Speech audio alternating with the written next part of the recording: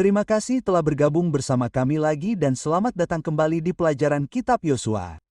Saya tahu Anda diberkati oleh pelajaran ini seperti saya. Setiap pelajaran tampaknya membawa kita lebih dalam untuk memahami rencana Tuhan, tidak hanya bagi Israel tetapi juga bagi hidup kita. Anda tahu, pada suatu kesempatan saya sedang terbang, saya masih muda, 21 tahun, dan saya terbang dari Manaus, Brasil, tempat saya menjadi misionaris pelajar ke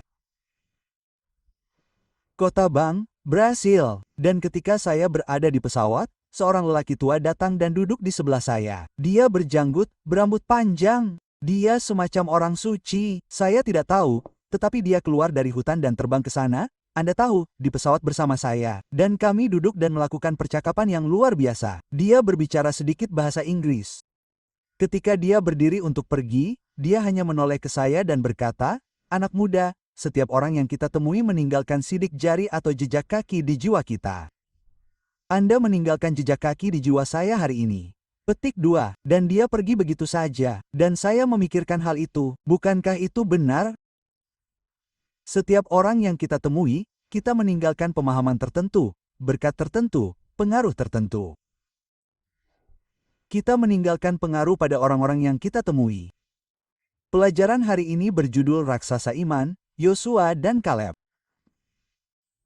Dan sebenarnya, ini tentang teladan yang mereka berikan dan tinggalkan untuk generasi mendatang.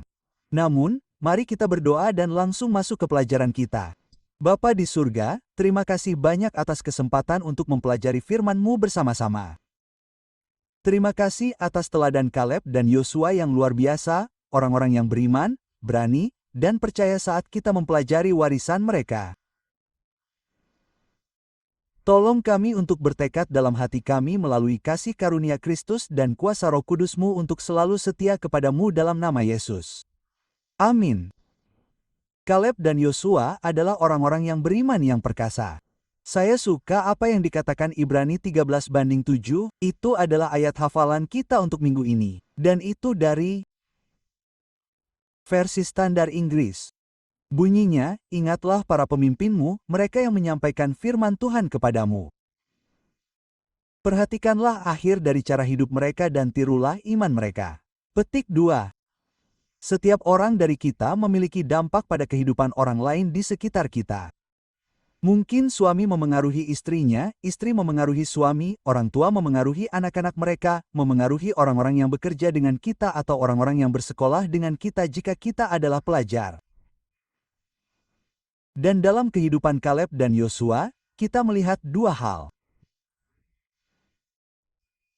Pertama, bagaimana mereka tidak terpengaruh oleh 10 pengintai yang pergi ke negeri itu, bagaimana mereka teguh dan tidak terpengaruh oleh pendapat orang lain. Namun, kita melihat bagaimana Kaleb dan Yosua memengaruhi seluruh generasi untuk setia kepada Tuhan. Jadi, mari kita langsung masuk ke pelajaran kita. Kita buka pelajaran hari Minggu, Bilangan 13, ayat 6. Bilangan 13, lihat ayat 6. Kitab suci mengatakan bahwa di sini nama-nama suku Ruben, Syama bin Zakar dari suku Simeon, Syafat bin Hai dari suku Yehuda, Kaleb bin Yapuna. Jadi, inilah latar belakang Kaleb. Dia memang seorang yang sangat beriman.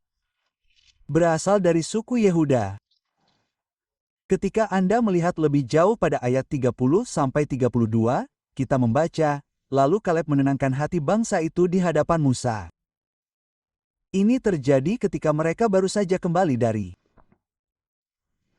pengintaian negeri itu. Ia berkata, marilah kita maju dan mendudukinya, sebab kita pasti dapat mengalahkannya. Tetapi orang-orang yang pergi bersama-sama dengan dia berkata, kita tidak dapat maju menyerang bangsa itu, sebab mereka lebih kuat daripada kita. Lalu mereka menyampaikan kepada orang Israel laporan buruk tentang negeri yang telah mereka intai, dengan berkata, negeri yang telah kami lalui sebagai pengintai adalah suatu negeri yang memakan penduduknya. Dan semua orang yang kami lihat di sana adalah orang-orang yang tinggi perawakannya. Di sana kami melihat orang-orang raksasa, keturunan Angka. Dan kami seperti belalang di mata mereka. Petik 2. Tetapi Kaleb tidak mendengarkan. Yosua tidak mendengarkan para penentang.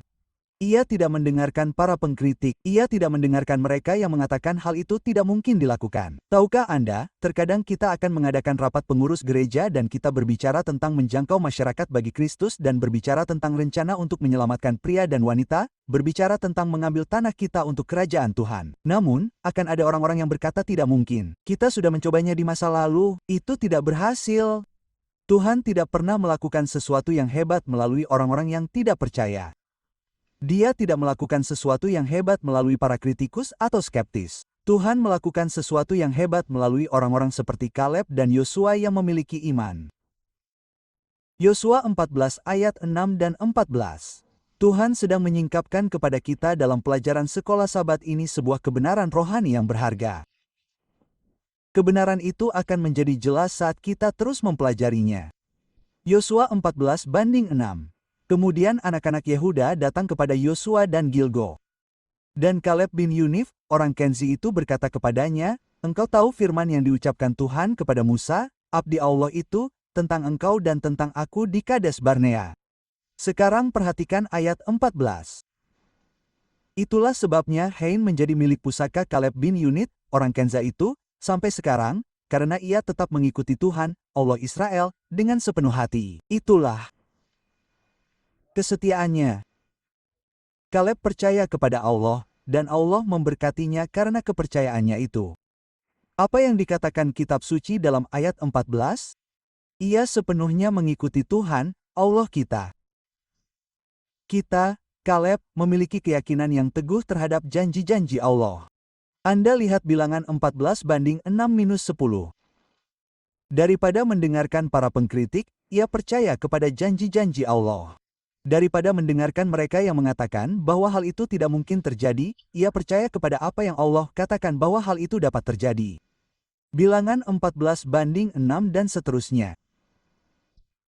Lalu Yosua bin Nun dan Kaleb bin Yunipa, yang termasuk di antara para pengintai negeri itu, mengoyakkan pakaian mereka. Ayat 7, mereka berkata kepada segenap jemaah Israel, katanya, negeri yang kita lalui untuk diintai adalah negeri yang sangat baik. Sekarang perhatikan ayat 8, jika Tuhan berkenan kepada kita, maka ia akan membawa kita masuk ke negeri itu dan akan memberikannya kepada kita suatu negeri yang berlimpah-limpah susu dan madunya. Hanya janganlah memberontak terhadap Tuhan, dan janganlah takut kepada penduduk negeri itu, sebab merekalah roti kita. Tempat perlindungan mereka telah meninggalkan mereka, tetapi Tuhan menyertai kita. Janganlah takut kepada mereka. Petik 2. Sungguh suatu pernyataan iman yang penuh kuasa dan kuat. Seluruh jemaah berkata, lemparilah mereka dengan batu. Kemuliaan Tuhan tampak di kemah pertemuan di hadapan seluruh umat Israel. Kaleb dan Yosua adalah orang-orang yang beriman dan setia kepada Tuhan. Mereka percaya kepada janji-janji Tuhan. Mereka percaya bahwa Tuhan akan melakukan mukjizat. Mereka dapat mengalahkan musuh-musuh mereka dan memasuki tanah perjanjian. Sekarang, saat mereka memasuki tanah perjanjian itu, kitab suci berkata berulang kali, Yosua dengan sepenuh hati mengikuti Tuhan. Kita menemukannya misalnya di pasal 14 kitab Yosua.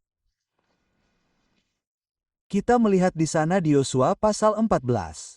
Dan sekali lagi, kita menemukan bahwa Yosua dengan sepenuh hati mengikuti Tuhan. Yosua pasal 14. Dan saya ingin melihat sejumlah ayat di sini. Akan mulai dengan ayat 8. Meskipun demikian, saudara-saudaraku, yang pergi ke sana bersama-sama dengan aku, membuat tawar hati bangsa itu, tetapi aku tetap mengikuti Tuhan dengan sepenuh hati. Yosua, Kaleb, tetap mengikuti Tuhan dengan sepenuh hati. Ayat 9, maka Musa menulis pada hari itu, katanya, sesungguhnya tanah yang diinjak oleh kakimu itu akan menjadi milik pusakamu dan milik anak-anakmu untuk selama-lamanya. Mengapa? Karena engkau telah mengikuti Tuhan, Allahku, dengan sepenuh hati. Petik 2, kemudian lihat ayat 14. Ibrani, maka orang Hebin menjadi milik pusaka Kaleb bin Yunif, orang Kenza, sampai hari ini, karena ia mengikuti Tuhan, Allah Israel, dengan sepenuh hati. 3 kali dikatakan bahwa Kaleb mengikuti Tuhan dengan sepenuh hati. Itu tentu saja berlaku untuk Yosua juga. Di sini, dalam catatan terakhir pelajaran hari Senin, kita membaca bahwa Kaleb memahami bahwa wilayah yang pada akhirnya akan dimiliki setiap suku berbanding lurus dengan sejauh mana mereka berani mengklaim janji-janji Tuhan dan seberapa banyak tanah yang bersedia mereka injak dengan iman. Janji-janji Tuhan tidak terwujud dengan sendirinya. Itu berarti bahwa janji-janji itu tidak secara otomatis terpenuhi dalam arti bahwa janji-janji itu menjadi kenyataan terlepas dari keinginan kita. Sebaliknya, janji-janji itu membutuhkan iman yang disertai dengan tindakan yang tegas. Iman dan tindakan yang tegas. Janji-janji Tuhan kepada Israel bergantung pada dua hal ini. Kepercayaan mereka kepada Tuhan, iman mereka kepada janji-janjinya, keyakinan mereka kepada firman-Nya. Dan kedua, janji-janji itu bergantung pada tindakan.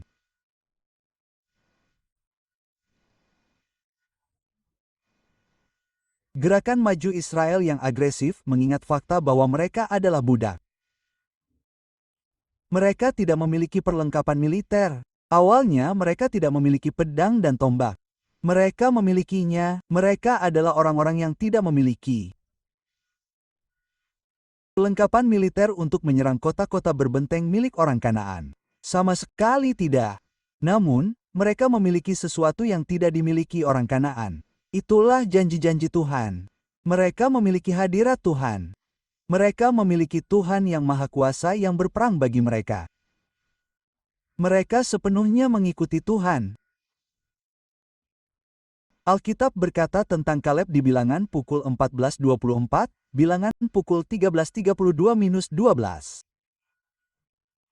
Mari kita kembali ke Bilangan 32:12. Anda akan melihat pernyataan yang menarik di sini. Kita akan melihat beberapa bagian untuk mencoba menemukan hati orang-orang ini. Bilangan 32:12. Perhatikan apa yang dikatakan kitab suci. Dikatakan bahwa yang lain hanyut, kecuali Kaleb bin Yunus.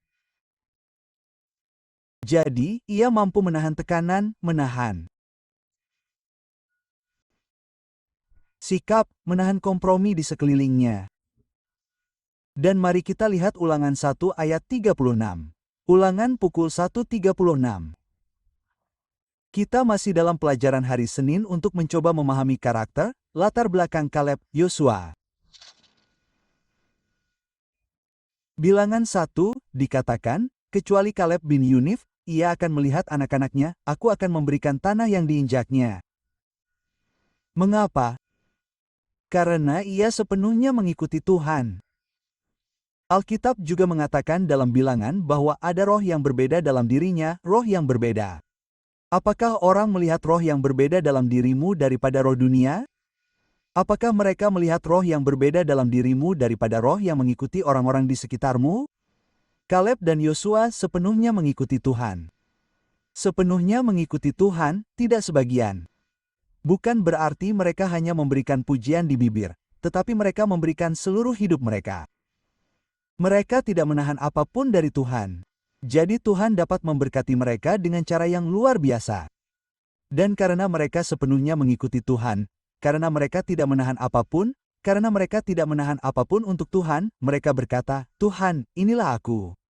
Tuhan, seperti yang dikatakan lagu itu, semua kepada Yesus aku berserah. Segala sesuatu kuberikan kepadanya dengan cuma-cuma. Aku akan selalu mengasihi dan percaya kepadanya. Yesus adalah segalanya bagi mereka. Mereka sepenuhnya mengikuti Tuhan, dan sebagai hasilnya, mereka memiliki teladan yang luar biasa. Anda ingat Alkitab dalam Yosua menggambarkan beberapa teladan yang luar biasa itu. Yosua pukul 15:16-19. Kaleb berkata, siapa yang menyerang Kerbata dan merebutnya, kepadanya akan kuberikan Akasesh, anakku, menjadi istri. Maka Atina, anak Kenet, saudara Kaleb, merebutnya dan memberinya Akasesh, putrinya, menjadi istri. Sama seperti Kaleb yang tidak takut untuk pindah ke negeri itu, pemuda ini Atina juga tidak takut. Mengapa? Karena ia tahu bahwa negeri itu dijanjikan oleh Tuhan dan Tuhan akan menyertainya.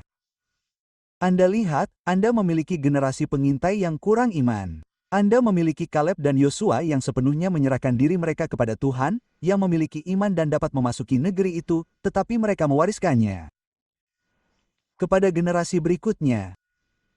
Athina menunjukkan kepercayaannya kepada Tuhan. Kaleb dan Yosua memengaruhinya untuk kebaikan. Perhatikan pelajarannya di sini, kita akan membuka Lukas 18 ayat 1:5. Karena Dr. Lukas dalam Perjanjian Baru menggunakan ini sebagai contoh kesetiaan. Lukas 18. Kita melihat ayat 1-5. Dan kitab suci berkata Lukas 18, maka Yesus harus mengatakan suatu perumpamaan kepada mereka, bahwa orang-orang juga harus berdoa dengan tidak jemu-jemu. Dan ada sebuah kota, seorang hakim yang tidak takut akan Allah dan tidak menghormati seorang pun. Di kota itu ada seorang janda yang datang kepadanya dan berkata, "Belakanlah aku terhadap lawanku." Tetapi beberapa waktu lamanya ia tidak mau, tetapi kemudian berkata kepadanya, "Sekalipun aku tidak takut akan Allah dan tidak menghormati seorang pun, namun karena janda itu menyusahkan aku, baiklah aku membenarkan dia, supaya jangan ia terus-menerus datang dan menyerang aku." Lalu Tuhan berfirman, "Dengarlah apa yang dikatakan hakim itu. Tidakkah Allah akan membalaskan orang-orang pilihannya yang siang malam berseru kepadanya, meskipun ia sabar terhadap mereka?"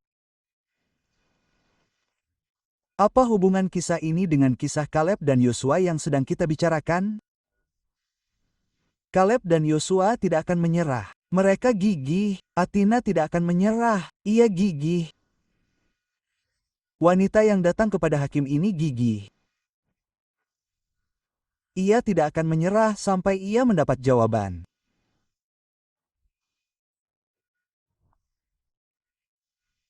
Dan di sini, dalam penerapan kisah ini, kitab suci mengatakan bahwa ketika umat Allah berseru kepadanya, ketika mereka berseru menentang kejahatan dan kefasikan dunia kita, ketika mereka berseru menentang ketidakadilan dunia kita, ketika mereka berseru menentang dosa dan kefasikan dunia kita, Yesus akan membalaskan umatnya.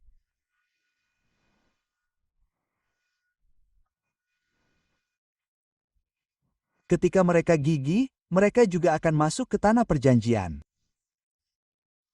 Mereka juga akan menginjakkan kaki mereka di tanah perjanjian itu. Di sini, ketika kita sampai pada pelajaran hari Rabu, kita menemukan pahlawan yang rendah hati. Yosua bisa saja memilih bagian terbaik dari tanah itu sendiri. Kaleb diizinkan untuk memilih terlebih dahulu, tetapi Yosua hanya bertahan, mundur, menahan diri, dan dia memilih sebidang tanah pedesaan yang tampaknya tidak menjanjikan apa-apa menurut kitab suci. Yosua pasal 19 ayat 49-51.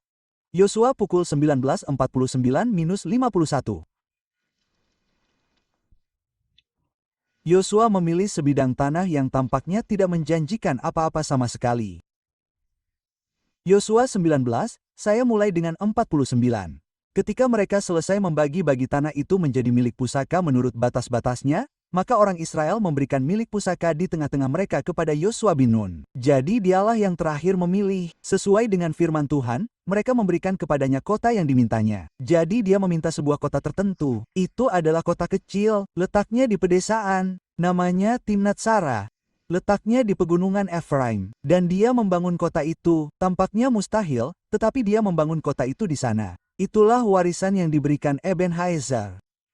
Dan dia melanjutkan dengan mengatakan bahwa ketika orang Israel, ini ayat 51, membagi warisan dengan cara diundi di Silo di hadapan Tuhan di pintu bait suci. Jadi mereka mengakhiri pembagian negeri itu. Yosua memilih suatu tempat di negeri itu supaya ia bisa lebih dekat dengan kemah suci tempat hadirat Tuhan dinyatakan di Silo. Betapa hebatnya Yosua ini. Dipenuhi dengan iman, dipenuhi dengan keberanian. Ia sepenuhnya mengikuti Tuhan. Ia gigih. Namun hal terpenting dalam hidupnya adalah hadirat Tuhan. Hal terpenting dalam hidupnya adalah hidup di hadirat Tuhan. Ia tidak menginginkan yang terbaik, yang termegah. Tidak menginginkan daerah dengan semua padang rumput dan sungai dan semua keuntungan alam. Ia ingin hidup di negeri itu di hadirat Tuhan. Sungguh suatu pelajaran bagi kehidupan kita hari ini. Di sini, Kitab suci berkata dalam pelajaran hari Kamis, hal terpenting dalam hidup kita juga adalah setia kepada Tuhan. Lihat apa yang dikatakan dalam Ibrani 12 ayat 1 dan 2. Yosua sepenuhnya mengikuti Tuhan. Kaleb memiliki roh yang berbeda dalam dirinya. Orang-orang ini memandang kepada janji-janji Tuhan. Mereka memandang kepada firman Tuhan. Mereka memandang kepada Tuhan mereka di surga. Di sini Alkitab berbicara tentang zaman modern. Orang Kristen masa kini dan dikatakan dalam Ibrani pasal 12, karena itu kita juga, karena kita dikelilingi oleh begitu banyak saksi, bagaikan awan yang mengelilingi kita. Di antara saksi-saksi itu ada Kaleb dan Yosua, bukan? Marilah kita menanggalkan semua beban, dosa yang begitu merintangi kita, dan berlomba dengan tekun dalam perlombaan yang diwajibkan bagi kita. Marilah kita menanggalkan semua beban.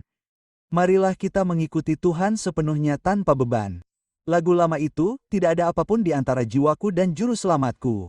Bukan dari mimpi dunia yang menipu ini. Tidak ada apapun di antaranya. Kemudian ayat 2, memandang kepada Yesus. Memandang kepada siapa? Memandang kepada siapa? Memandang kepada Yesus yang memimpin dan menyempurnakan iman kita. Sama seperti orang-orang ini memandang kepada janji-janji Allah, demikian pula kita memandang kepada janji-janji Allah. Yesus telah memulai sesuatu di dalam kita. Yesus akan menyelesaikannya. Lalu bagaimana kita dapat hidup dalam janji-janji Allah? Di bawah. Paragraf kedua pada pelajaran hari Kamis, pelajaran tentang objek Kristus halaman 355, Ellen White berkata, dengan memandang kepada Yesus, kita memperoleh pandangan yang lebih terang dan lebih jelas tentang Tuhan. Dan dengan memandang, kita menjadi berubah. Kebaikan, kasih kepada sesama menjadi naluri alami kita. Kita mengembangkan karakter yang merupakan padanan dari karakter ilahi. Bertumbuh menjadi serupa dengannya, kita memperluas kapasitas kita untuk mengenal Tuhan. Kita semakin masuk ke dalam persekutuan dengan dunia surgawi, dan kita memiliki kuasa yang terus meningkat untuk menerima kekayaan pengetahuan dan hikmat kekekalan. Dengan memandang kepada Yesus, kita memperoleh pandangan yang lebih jelas tentang karakter Tuhan. Dan dengan memandang kepada Yesus, hati dan pikiran kita diubahkan oleh kasih karunia-Nya. Dan Anda ingat dalam 2 Korintus 3:1-18 dikatakan, karena dengan memandang kita menjadi berubah. Dan Ellen White menambahkan, itu adalah hukum pikiran bahwa pikiran secara bertahap menyesuaikan dirinya pada subjek-subjek yang diizinkan untuk direnungkannya. Kita diubahkan oleh kasih karunia saat kita merenungkan kebaikan Tuhan. Kita diubahkan oleh kasih saat kita merenungkan apa yang telah Kristus lakukan bagi kita. Buah-buah roh terwujud dalam hidup kita. Kasih, sukacita, damai sejahtera, kesabaran, kebaikan, penguasaan diri, semuanya terwujud dalam hidup kita, buah-buah roh itu. Saat kita berpesta dengan firman Tuhan, yang bagaikan pohon kehidupan bagi kita, saat kita berpesta dengan firman Tuhan, hati dan pikiran kita diubahkan.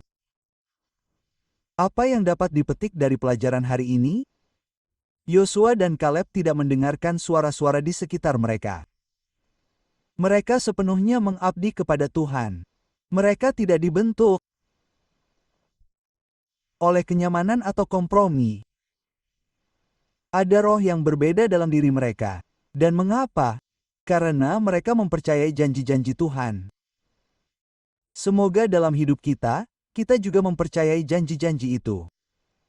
Dan pandanglah kepada Yesus yang adalah penulis dan penyempurna iman kita. Mari kita berdoa, Bapa di surga, Engkaulah penulisnya, Engkaulah penyempurna iman kami memuji-Mu, kami bersyukur kepadamu, penuhi hati kami dengan kasih dan penyempurnaan-Mu. Kasih karunia, Tuhan, tolonglah kami untuk percaya kepadamu. Tolonglah kami untuk tidak dibentuk oleh dunia di sekitar kami, tetapi diubahkan oleh kasih-Mu, bukan dibentuk oleh pengaruh duniawi.